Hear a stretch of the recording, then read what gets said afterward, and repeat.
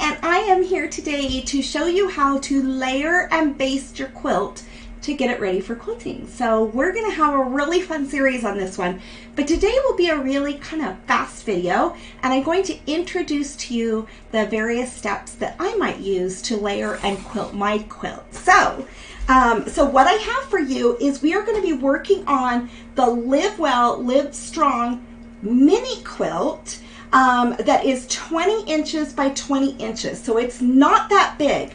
So for that reason, I am actually going to show you a couple multiple ways to do this project so that we can go ahead and introduce to you a little bit about your backing fabric, your batting, how to baste your quilt, etc., etc. Because this is such a small, fun quilt that it's easy to do. So please tell me, please comment and make some comments. Let me know where you're from. I'm in Salt Lake City, Utah today. And let me know if I am maybe delayed with anything. I've got two camera views here because I want you guys to be able to see the close-up. So let's go ahead and flip the camera around. Or before I do that, I want to show you one thing that I use. So often I use a bead board or a piece of plywood to attach my quilt to. So, and I'm going to show you this method. But it's the same type of thing whether or not you're using a foundation to do it on or you're taping it for the floor. Hello from Texas. It's so good to see you. So I am going to just slide this board down on this. This is just like 1/8 of an inch or 1/4 of an inch wide. So it's a really thin board that you can have hang around.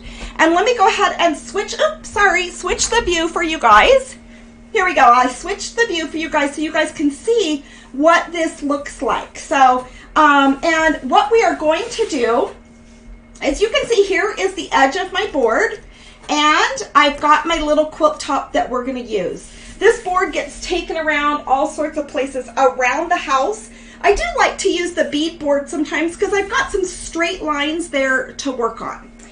It doesn't matter any way you do it.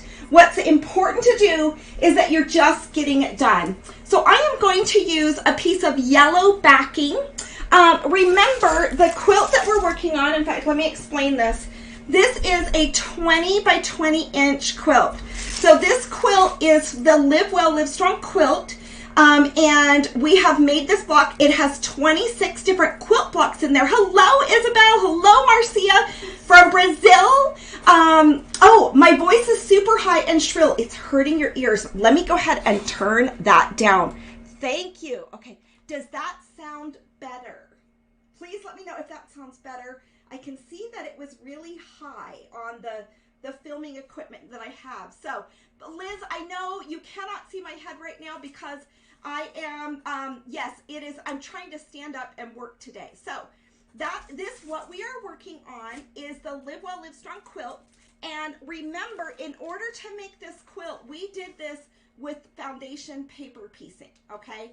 So I'm just letting you guys know that this is the shine block, the strength block, the calm block, because it's always nice to have peace and calmness in our lives, the choices block, power, hope. This is the little hope quilt block. So we actually made, did it work? Oh, Ellie, thank you for letting me know. I'm so happy. I've been wanting to fix that setting.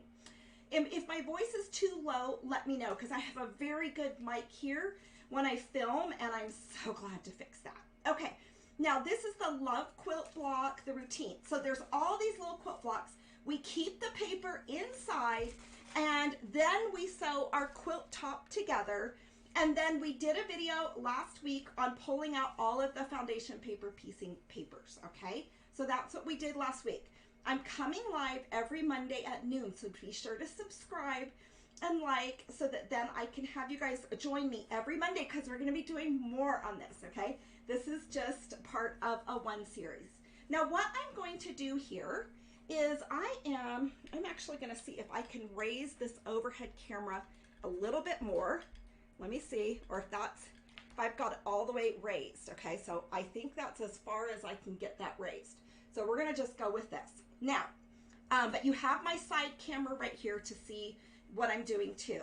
Now, for me, one thing I really like to do is to actually use some binding clips. And I know that this is silly and we all don't have a piece of plywood around. And plywood has gotten more expensive with time. But I go ahead and I put this on my piece of board like this. And I just kind of go like this to just kind of clip it onto the side of this wood. And I started doing this because I had a craft table years and years ago. And then what I'll do is I'll pull this over, and you can see that I'm just pulling it over, and I will place a clamp just right on the opposite side. So then I know that this is nice and flat, but it's not so flat that it's pulling it taut, okay? So this is one method that I use, and it's up to you. If you want to, you can go ahead, but this is such a small quilt top that we don't necessarily have to do that. So I'm going to remove this real fast, and I'm going to show you another method. Okay, so let's go ahead and set that to the side. Whoops, my little cord. Here we go. Okay, so now the other way that you can do this is just on a table or on a piece of flooring. Okay, and what I'm going to do is I'm going to just use some painter's tape right here. You can see the painter's tape. And I'm going to tape my piece of fabric down to the table. You want to make sure, though, whichever table you're using, that you don't mind if there might happen to be a couple pin marks in there. So if you don't want that to happen, let me show you another quick tip.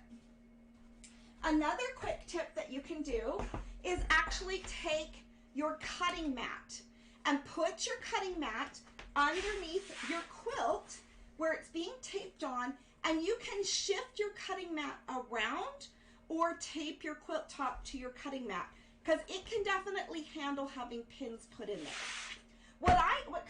So I just want to give you some ideas for different foundations of where to put your quilt top on. Let's go ahead and work with this one right here. So I have a laminate tabletop that has a marble finish. So I am not worried about what happens to my tabletop with my pins or with anything I'm going to do. So I am going to peel off some of my paper's tapes. Yes, plywood works with really big quilts. And I have that one, and I always keep a piece of plywood out, and that plywood is there. I might store it under a bed, and you can easily grab. So that's usually the way I prefer, because I don't want to mark up, say, my hardwood floors with little pinholes where I'm worried about that pin. Does that make sense? Where the pins are going to hit maybe my hardwood floors, other things like that. So I absolutely use a piece of plywood. You can see I'm just laying down some painter's tape here. And once again, I'm not pulling this too taut. I'm just really pinning it so that my fabric is nice and flat. And this is pretty good. Anyways, I'm not going to have any wrinkles in this, all right? Now I'm going to put 4 pieces just on the 4 corners of my fabric. And I'll kind of tack it to the fabric first, and then go ahead and give that just not a pull. And as you get these down, you can once again just lift it up just ever so slightly and give it another pull. So let me go ahead and do my other corners here. I just ordered another tripod for my overhead camera that is going to be taller. So I'm super excited about that. So we're going to just kind of go ahead and pull this over here and give that a little tug. And once again, we're going to do one more right over here in this corner. So I'm sorry, my body is coming across. Okay, there we go. Now we are going to use a piece of batting. I have already pre-cut my batting, and my batting is ready to lay down here. And I am going to pick off any threads that might have accompanied the batting as I carried it around to get ready. Let me make sure that I don't have any other fibers that I don't want on here, because batting can very easily pick up fibers that you may not desire to have on your quilt. Okay, so let me go ahead. I need to turn off this little volume here. There we go. Sorry, guys. Okay.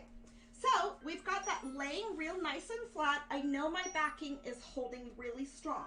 You could put this on the floor, on a tiled floor. You could put this on a piece of plywood. You could put this on a table.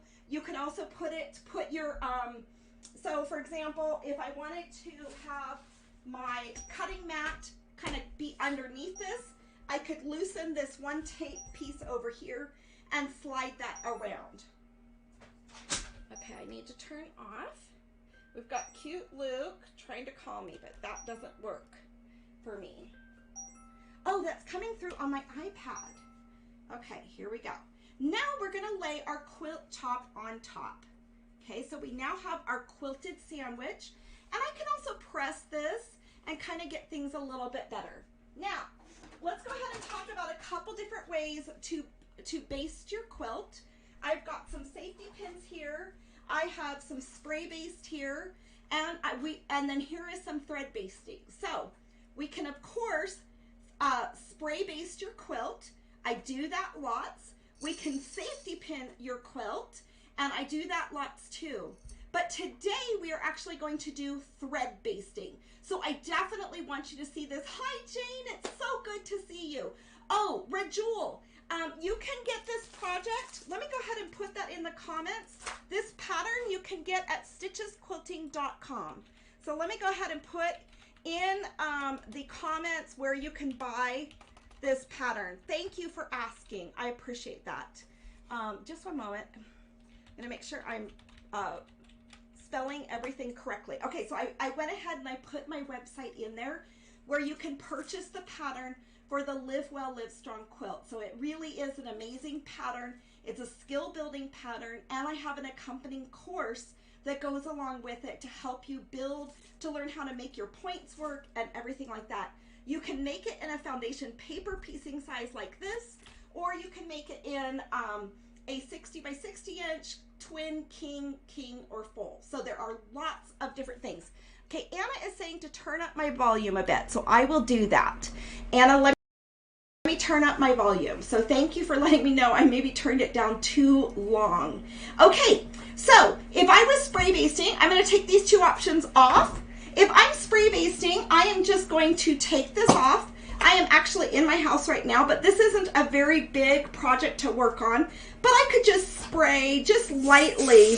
I'll just put a little bit of spray, and then I will roll this back. That is not enough spray to actually attach, and I would do it to my backing and the batting first is what I would do. Let's go ahead and take this side off, but you would do something similar to this in sections. Once again, I would just spray lightly, and this spray is not going to really impact this, but then I would bring this over. If you have spray basted a quilt a long time ago and haven't quilted it, then you can reactivate it by using your iron and just ironing on top of the layers, and by ironing it will reactivate the glue that you're working with. Okay, so that gives you a little bit of a tutorial on the spray basting. I am a pinner, but this is such a small project that I am not going to pin this project. So let's go ahead and bring this camera over just a little bit more for you guys. But I love to pin. I spill out pins. And remember, based on the batting that you're using, you're going to want to have your quilt basted about every 4 inches. So I would go ahead and pin, but I would make a plan as to where I'm going to quilt prior to my pinning. And I am actually going to hand quilt this quilt because it is such a small project, and it was so amazing to actually make this quilt. And it took a lot of time. So I am not going to be machine quilting this quilt. I am going to hand quilt this quilt because I want to teach you guys some hand quilting techniques. So I am not going to be pinning this. I am actually going to use some thread basting, okay? So I am just using a darning needle, an embroidery needle that is nice and long. Either one works just fine. And then I'm just using thread, okay? So this is called thread basting.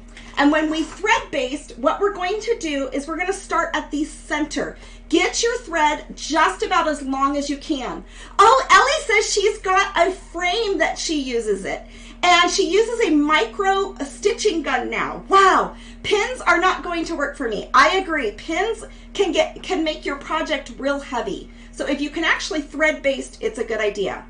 I am going to put my needle in, And you can see why this is nice, that I'm not going to damage any kind of project underneath here with this needle and thread. I'm going to pull this needle through, and I'm going to leave a nice long tail on this side of the project. So you can see I'm not pulling that all the way through because I am going to come back and baste that side of it. I am now going to go about every inch or so. It can be longer and wider, whatever you think. And I'm going to just bring my thread over, and I'm going to thread baste my quilt. A lot of people actually do thread basting of an entire quilt, but isn't this the most perfect quilt to practice your thread basting? So, and I have some more tips for you. Ellie, tell me some more of your tips for thread basting. I don't want my body in the camera per se. And I can also set my ruler just right over here if I want to feel like I've got more of a straighter stitch. I could move my ruler like this, and I can go ahead and move this over so you can see a little bit of my work that I'm doing. Okay, so I'm going to go ahead and bring this in right here. So everybody, please, what type of basting do you like to do for your quilts? Do you like to do the spray basting? Do you like to do the pinning? Do you like to do the thread basting? What kind of basting do you prefer on your quilts? Now I'm going to bring this over, and I'm just going to let my thread just be loose over there, okay? Although I'm going to go ahead and trim off this needle right here. I'm going to let that be loose, and I'm going to actually thread this one right here, okay? So we're going to thread the other sides. So Joy says she pins her quilt sandwich and spraying. So it depends on what project I am working on. I do all the different techniques. I like to thread baste. I like to spray baste some quilts and do pinning. And then if I spray baste, I don't have to do as much pinning. But it's good to understand the different techniques of basting so that you can do any. Now you could also just make your quilt tops and then have the long armor. Go ahead and quilt your quilts, and you don't have to worry about everything that you're doing on it. And go to that quilting sandwich. But I love to teach you guys how to do everything so you feel comfortable with whatever method that might be, okay? I really, really like to teach you guys. Now, so I've got this one section right here. I am now going to go lengthwise. So I have another needle that's threaded here. So let me go ahead and get this pulled out for you. So here's my other thread, and you can see I'm using a nice long piece of thread. So that's one nice thing with thread basting. And once again, I'm going to go this direction. I'm going to go 90 degrees to the way that I started. And I'm going to be about an inch or more in between my batting. My batting recommends 4 inches in between your quilting so that you can baste it with about 4 inches. Now this quilt, I am actually going to hand quilt. So I don't want it to be too heavy with pins. And so for this reason, I have chosen to thread baste this. And I am going to carry this quilt around and have it be a quilt that I just kind of have to quilt as I go and I'm around places with my family. Hey, does anybody have plans for Memorial Day? Please let me know if you have plans for Memorial Day and what your plans might be. We are actually going to go to our cabin with just our family, and we are really looking forward to it. But what that means is that I won't be live. Here, I'm just pulling through one thread. What that means is I won't be live next Monday. I will actually be live on Tuesday. So instead of coming on live on Monday, I'll be live on Tuesday. So once again, I'm doing about 1 inch in between here, and I'm pulling it all the way across the length of my quilt. I've also intentionally left about a 2-inch area around my quilt. Okay, I'm going to do one more right here on the end. Okay, so I've left about a 2-inch area around the edges of the quilt. You can see this right here. So what I'm going to do is I'm going to continue to do my thread basting. And I can do it every 4 inches, okay? So this is a 4-inch ruler right here, so I can do another line right here. I'll do another 2 lines here, another 2 lines here, and then the same thing on each side. And then that will complete my thread basting, and you can see that this actually will go very quickly, okay? So now, let me go ahead and show you why we have left extra batting here. So I'm gonna go ahead and trim my thread so it's extra. Well, let me just go ahead and take off my tape first. So I have left extra batting here, and I'm going to sew into the edge of my batting and into my fabric right there. I'm going to take off my pieces of tape, and then what I am going to do, let me go ahead and trim this thread, is so that my threads don't happen to accidentally pull out, I can tie them here on the ends, or I can actually fold this over, because as I'm working on this quilt, I don't want my edges to fray too much as I'm handling the quilt and doing my hand quilting. So I am actually going to bring this over. I'm not going to completely cover the edge of my quilting. So let me get this stitch running for you. So just one moment, I'm going to grab another long piece of thread, and I'm going to show you how I'm going to just on my sides enclose the edges, but they're going to be with very big, generous stitches. And then that way I won't fray my edge as I'm handling the quilt with my hand quilting. So let me get my needle threaded. This is a very nice long darning needle. You really could use just about any needle, but a long embroidery needle would be perfect. But really just use any needle that you have. Does anybody use, do thread basting? What kind of thread? Oh, it doesn't show what part I'm stitching on. I'm so sorry. Thank you, Joyce, for letting me know. Now, I'm going to bring this over, okay, right like this, but I'm not going to actually stitch on the raw edge of the quilt. I'm just going to use this so it has a slight fold for me. And let me just once again do this same technique. So I'm going to just come in about every 1 inch, but, and let me show you, you can see I'm not stitching where the edge of my quilt is. I'm stitching a little bit further in. So this is going to kind of frame the quilt, but I'm still going to be able to hold that back to get my stitches in here. So once you're done thread basting, because you're going to take this quilt around with you, and I am not going to hoop this quilt when I am quilting it. I'm going to just keep it on my lap, and I'm going to rock the needle back and forth. So next Tuesday, I'll come on with another live video for you, and you guys will be able to see. And let me just see if I can get that other camera to move with my hand right here. So you can see I'm just moving along here, and I have just a real gentle fold, nothing too intense that I'm folding this on. This will protect the edges of my quilt without me catching the edges of the quilt. Okay, I'm not quite catching the edges of the quilt. I am catching that fold, so I'm doing a generous fold. But you'll see here in just one moment, I'm going to still be able to see all the edges of the quilting, but my edges will not fray on me. This is, you do not have to do this. This is just a tip to do if you would like to have that come. Now, you can see right here, I can still see the edge of my quilt. Does that make sense? So I'm still going to be able to run my stitches through, and when I'm quilting this, I can still pull this back and still see where I'm stitching. So I might want to do some hand stitching. Now, you guys, please tell me what kind of quilting you would, hand quilting that you would recommend on this quilt with this patterns. Can you see that?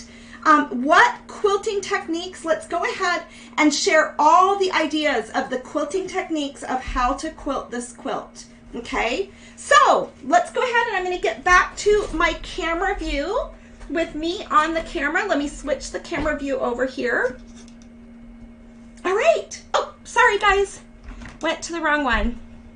Okay, so it is Deanna from Stitches Quilting today. I went over with you how to layer your quilt using masking tape or using a plywood board with some clamps on it. So either way, whatever way you can do to get your quilt quilted is the most perfect way. So don't think that there's a right or wrong way to this. You could use swimming pool noodles. How do you layer your quilt? Please give everybody all the ideas. So I've given you a few ideas of where to layer it and how to layer your quilt. Using masking tape, using binding clamps, whatever that might be. We talked about protecting your surface underneath. You could use a cutting mat if you want to. You could use a surface that you know that won't be harmed, like a tile floor, a table, or whatever. Oh, thank you. I am recording this so it might not be in sync. So, and then we talked about thread basting. So let's go ahead and go back to our thread basting here. We went and we talked about our thread basting today and how to thread baste a quilt. Although you could pin your quilt layers together, or you could actually spray baste your quilt together. But today we talked about thread basting. So here is the thread basting technique. We used thread and we used large darning needles, or use a large embroidery needle so you can catch lots of stitches. We also talked about keeping it about 4 inches apart and getting good thread basting going both directions, starting in the center and going out. So you can see these stitches back here. I went ahead and went with a yellow for the quilt backing on here. So go ahead, get your fabrics out, get your quilt tops out, and practice layering your quilt with whatever technique works for you, because nothing's more exhilarating than having a quilt top that then you can go ahead and start quilting. I can't wait to see you guys next Tuesday at noon. I'm going to show you my hand quilting techniques on this quilt. I need all the details in the comments of how you think we should quilt this quilt. Remember, if you'd like to go make this quilt yourself, you can make it in the foundation paper piecing as included with the pattern right now, or you can make it actual standard size. So anyways, I hope you guys have a fantastic day, and I can't wait to see you live here on Stitches Quilting on Tuesday. Have a great day. We'll see you soon, and have a good holiday weekend.